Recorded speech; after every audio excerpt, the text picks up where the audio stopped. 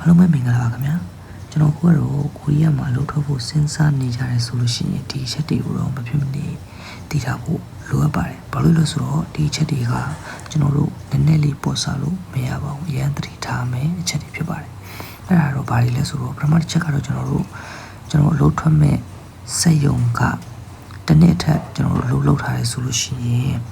ကျွန်တော်တို့လုံသမားရုံးလေးမှာတွားပြီးတော့လုံမထွက်ခင်မှာကျွန်တော်တို့လူငယ်ခွန်ကြီးရမရတွားပြီးတော့စစ်ပါ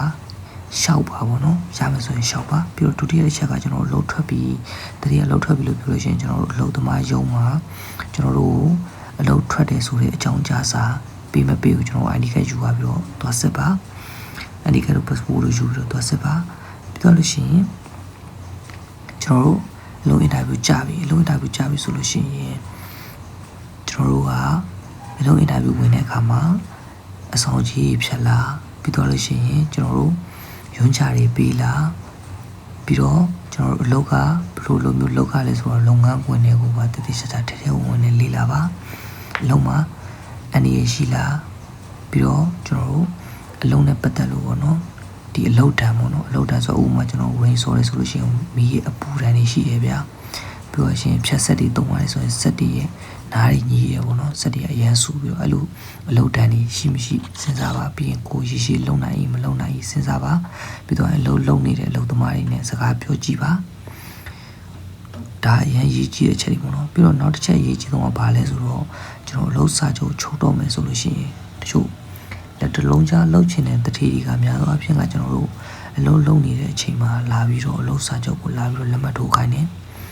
အလုပ်လုပ်နေတဲ့အချိန်ဖြစ်တော့တချို့ကြတော့လေဒီဖုန်းနဲ့ဓာတ်ပုံမရိုက်ပြလိုက်ဘူးပြီးတော့လို့ရှိရင်ကျွန်တော်တို့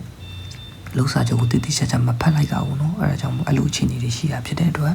ကျွန်တော်တို့ကလှုပ်စာချုပ်မှာလက်မှတ်ထိုးရမယ်ဆိုရင်ဓာတ်ပုံရိုက်ထားပါပြီးတော့ရင်တည်တည်ချာချာဒီလှုပ်စာချုပ်ကိုဖတ်ပြီးတော့မှလက်မှတ်ထိုးပေါ့နော်ကိုမထိုးလိုက်လို့ရှိရင်လည်းဘာဖြစ်ဘူးရတယ်မကြိုက်လို့မထိုးတာကိစ္စမရှိဘူးနောက်မကြသေးဘူးเนาะကျွန်တော်လက်မှတ်ထိုးပြီးသွားတော့မှဆိုလို့ရှိရင်ကျွန်တော်တို့ဒီအလုပ်ကိုမကြိုက်တော့တာပဲဖြစ်ဖြစ်ဒီအလုပ်ရဲ့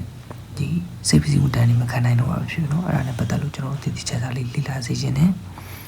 ပြီးတော့ကျွန်တော်အလုပ်ထွက်တော့မယ်ဆိုလို့စဉ်းစားပြီးသွားပြီဆိုလို့ရှိရင်ကျွန်တော်တို့ရတဲ့ရထိုက်တဲ့ဒီတွေ့ကြီးခွန်လေးပါတွေတွက်ပါပြီးတော့တလားစားပေါ့နော်အနည်းဆုံးကိုလည်းဒီမှာပတ်စံချန်တာပါပြီး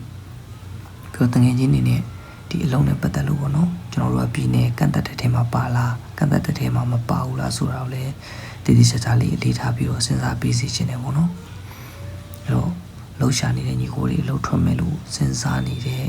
ညီကိုတွေအားလုံးပဲအဆင်ပြေကြပါစေပေါ့နော်ပြီးတော့နောက်ဆုံးတစ်ချက်ကတော့ကျွန်တော်အလုပ်လုပ်တဲ့ခါကြာလို့ရှိရင်ကျွန်တော်ကတော့ဒီလုံးရဲ့အနေအများတာတို့ပြီးတော့လို့ရှိရင်ဒီအမွေပေါ့နော်အနံ့နေအလုပ်တမ်းမရှိတဲ့ဟာကိုပဲကျွန်တော်ကတော့ရွေးချယ်ဖြစ်တာဖြစ်တဲ့အတွက်ကျွန်တော်ကတော့အဆင်ပြေတယ်ပေါ့နော်အဲ့တော့ကျွန်တော်အလုပ်လုပ်နေတဲ့ဗီဒီယိုဘာလို့ဒီလောက်ကိုကျွန်တော်ရွေးချယ်ဖြစ်လဲဆိုတာကိုလည်းနောက်ထပ်ဗီဒီယိုလေးမှာပြန်ပြီးတော့မြောက်ပေးတော့ပါအောင်မယ်အားလုံးပဲကျေးဇူးတင်ပါတယ်ခင်ဗျာအားလုံးပဲစားစားရအောင်ဆင်ပြေကြပါစေ